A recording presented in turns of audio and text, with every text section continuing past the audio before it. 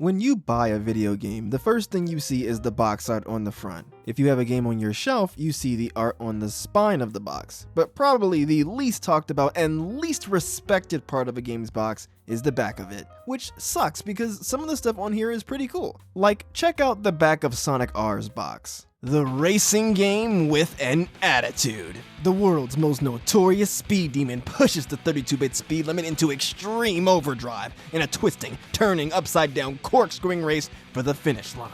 Compete with 4 different characters plus special hidden track smokers and satisfy your need for speed through 5 blistering circuits.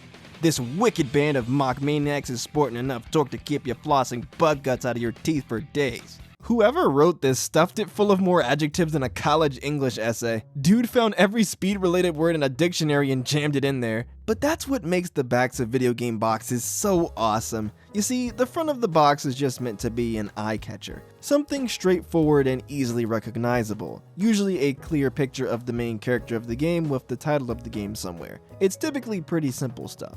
The real fun is with the back of the box, as this is more like a sales pitch. Imagine this. It's the early 2000s, and your mom or dad just took you to the video game store. You see an interesting game on the shelf that you've never heard of.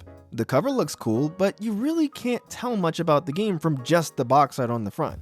At this point, you'd either have to go through the awkward process of asking the teenager working at the counter if the game is something you might like, or you just have to take a gamble on the game.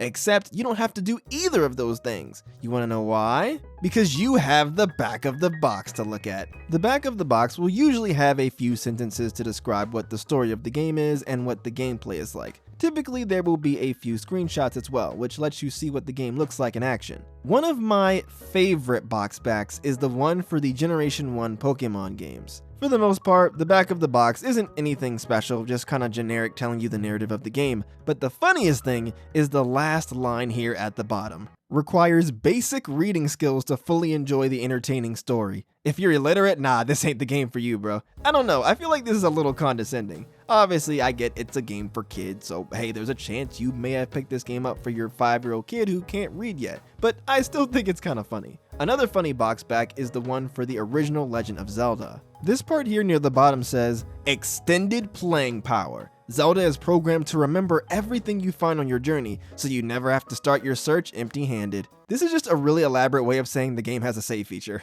I love how they try to up the mystique of it all by acting like the game is some super intelligent being that remembers everything you do. To be fair, saving on home consoles wasn't super common before Zelda, so hey, at the time, maybe it was a really mysterious and cool thing. In fact, it was so cool that they did the same thing with the second game in the series. This time on the back of the Zelda 2 box it says, to help you keep up with the action, Nintendo's exclusive extended playing power means Link is programmed to remember everything you find on your journey, so you never have to start your search empty-handed. You know, I'm a little upset that extended playing power didn't catch on as the expression we use for saving your progress in video games. Unfortunately, all of the weird terminology didn't continue with the third game in the series, A Link to the Past, because they just say that the game includes a battery backup to save your progress. This truly was the end of an era. Another game that used weird terminology to describe one of its features is Jet Set Radio. One of the highlights that the back of the box points out is the game's cartoon dimension art style in visually compelling 3D environments. The cartoon dimension art style it's referring to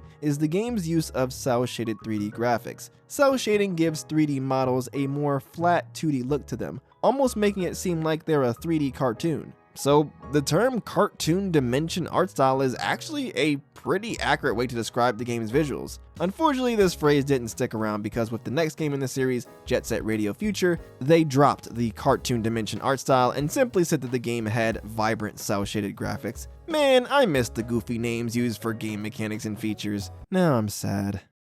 Oh, I know what'll cheer me up. Talking about how the back of game boxes were changed across different regions. Just like how sometimes the front of a game's box art is changed when it's released in a different place, sometimes the back of the game's box art is changed too. Sometimes it's subtle things, like for example, the back of the North American box art for Smash Bros. For 3DS visually looks very similar to the European release, but the text is changed. The North American version says, fight anytime, anywhere, an all-star lineup of Nintendo characters, while the European version says, welcome to the ultimate showdown of Nintendo All-Stars. It's such a minor change, and that's what makes it also interesting that they decided to change it. Here's another fun example of back box art changes across different regions. Crash Bandicoot. The European version is pretty simple, but fun enough. Some screenshots, a couple of pictures of the characters, and a short description of what the game is about.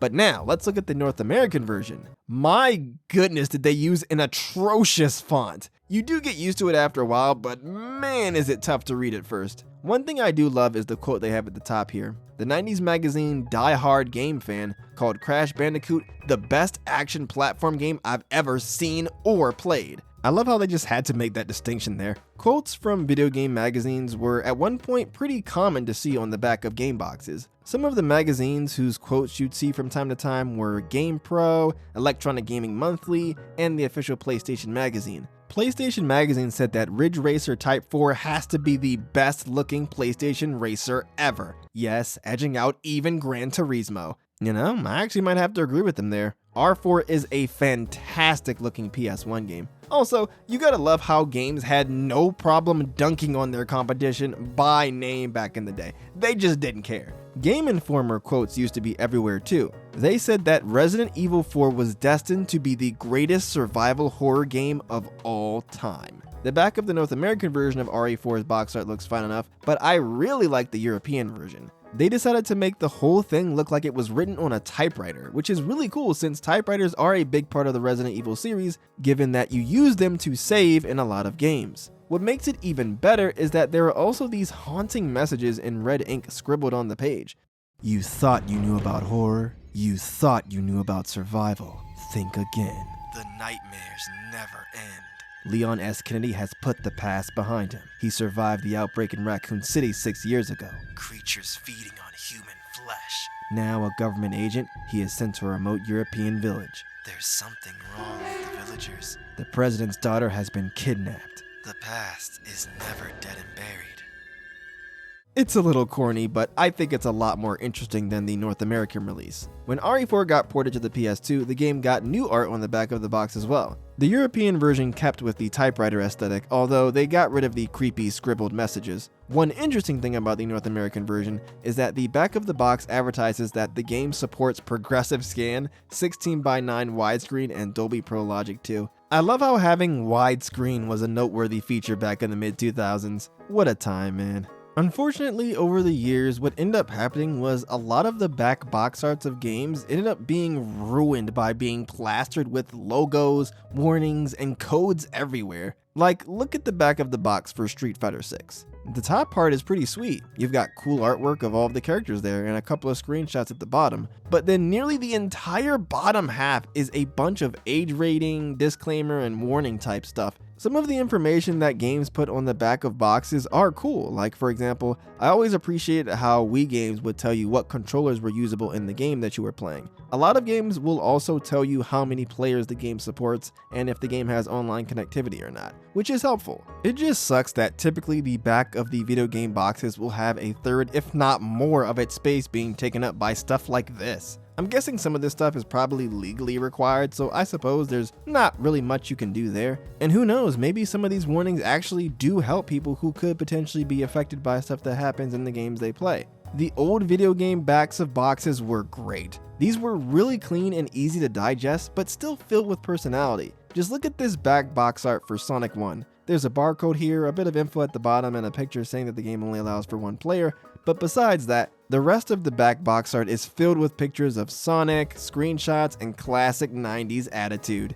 It's Super Sonic, super speed, bust the video game speed barrier wide open with Sonic the Hedgehog, blaze by in a blur using the Super Sonic spin attack, loop the loop by defying gravity, plummet down tunnels, then dash to safety with Sonic's power sneakers, all at a frenzied pace. Super graphics, help Sonic escape bubbling molten lava, swim through turbulent waterfalls, scale glistening green mountains, and soar past shimmering city lights. There's even a 360 degrees rotating maze. You've never seen anything like it. Super attitude. Sonic has an attitude that just won't quit. He's flippin' funny, yet tough as nails, and he fights to free his friends from evil. So just wait. Sonic may be the world's next superhero. Here's another good one from back in the day. The box art for Super Mario Bros. 2. Mario's back, bigger and badder than ever before. This time, it's a fierce, action-packed battle to free the land of Subcom from the curse of the evil wart. It's up to you, along with Mario, Luigi, Toad, and the princess,